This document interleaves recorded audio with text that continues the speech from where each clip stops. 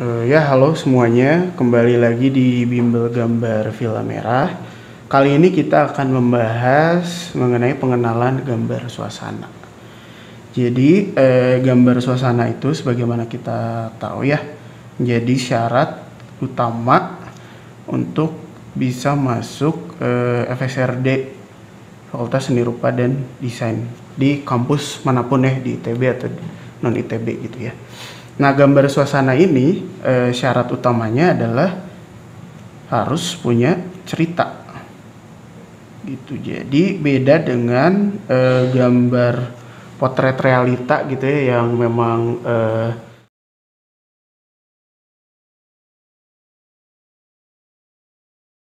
di gambar suasana ini sebisa mungkin kita masukkan interaksi di dalamnya. Jadi pembentuk cerita di gambar suasana itu harus punya interaksi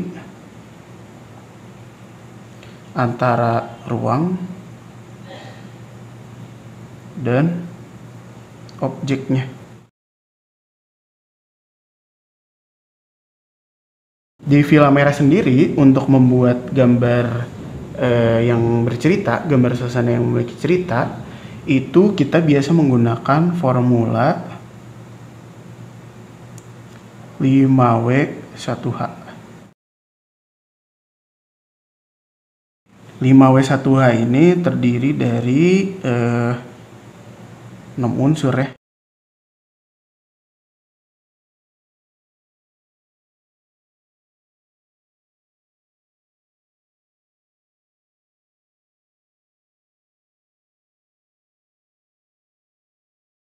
Di Watt ini tuh kalian mau masukin cerita detailnya tuh di sini gitu. Jadi kalau kalian misalnya ngotret gitu ya, bikin dulu formula 5W1H-nya ini ketika udah ada soal gitu ya, gambarkan suasana pasar misalnya. Kalian masukkan Watt-nya itu jangan ya udah suasana pasar seperti biasanya, tapi coba kalian masukin cerita yang lebih menarik.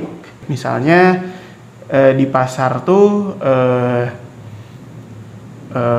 kejadiannya ada pencopetan lah ya misalnya. Jadi nanti bakal si cerita di Watt ini bakal kalian isi sebagai kejadian pencopetan di sebuah pasar gitu. Itu kan udah jadi judul yang spesifik gitu ya. Nah, kalau who, when, sama where ini tuh sebagai unsur latarnya gitu ya. Jadi misalnya dari where dulu gitu ya. Tadi soalnya pasar tradisional. Kalau kalian mendengar pasar tuh pasti kebanyakan yang ide pertamanya itu pasar tradisional. Padahal kan pasar tuh banyak gitu ya, banyak jenis ya gitu ya.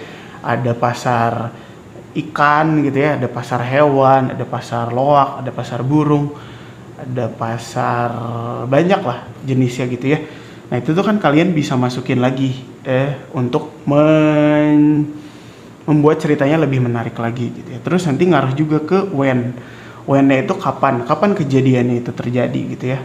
Kalau misalnya kalian memilih waktu paginya tuh kapan gitu, range pagi itu anggaplah jam 5 sampai jam 9 pagi gitu ya. Kan jam 5 sama jam 7 tuh pasti beda, ngaruh sama activity yang ada di pasarnya dan sebagainya. Seperti itu. Terus who-nya siapa yang terlibat di situ. Tadi balik lagi dari where sama when itu ngaruh ke who-nya. Itu tuh kalau misalnya kalian menggambarkan pasar loak di jam 7 pagi, pasti orang-orangnya juga berbeda gitu. Mungkin udah banyak pengunjungnya gitu ya, udah ada pembeli, pedagang. Cuma kalau kalian menggambarkan itu jam 5 pagi, pasti kan mungkin pedagangnya masih siap-siap ya. Terus ada lagi why. Di sini tuh why itu alasan kejadian gitu. Jadi why itu kan ngomongin sebab akibat gitu ya. Kenapa sih kejadian itu bisa terjadi gitu ya, ketika kalian tadi misalnya pencopetan di sebuah pasar. Kalian menggambarkan ada copet yang sedang lari, otomatis ada yang di belakangnya mungkin ada orang yang sedang berteriak atau sedang mengejar gitu. Jadi si ceritanya tuh ada keterkaitan, ada sebab akibat satu sama lain seperti itu. Terus how-nya itu jalannya cerita gitu. Jadi kalian di sini menggambarkan scene mana sih yang mau kalian ambil gitu ya dari cerita itu yang bakal kalian tuangkan ke gambar suasana gitu. Misalnya tadi pencopetnya tuh baru nyopet gitu ya, misalnya baru ngambil dompet dari ibu-ibunya atau sedang lari gitu dikejar massa gitu. Nah kalian coba pilah-pilah tuh mana yang lebih menarik scene-nya gitu ya. Jadi formula ini coba kalian olah dulu sebelum kalian menggambar suasana. Baru setelah itu kalian bikin alternatif sketsanya, baru kalian pindahkan ke gambar ke kertas A3 seperti itu. Nah, mungkin sedikit cerita juga, ada beberapa kriteria dari gambar suasana gitu ya. Pertama tuh keberesan gitu ya. Jadi intinya kalian tuh di sini harus beres gambarnya, bisa dilihat dari garisnya yang tegas, tidak ada objek yang masih bentuknya sketsa dan sebagainya. Terus yang kedua dari ide itu tuh kalian harus bisa mengolah idenya gimana nih supaya beda dari yang lain seperti itu. Terus yang ketiga teknis itu bukan berarti bagus atau enggak ya, tapi gimana kalian menggambarkannya dengan informatif gitu. Baik, segitu aja paling buat teman-teman. Terima kasih banyak, selamat mencoba.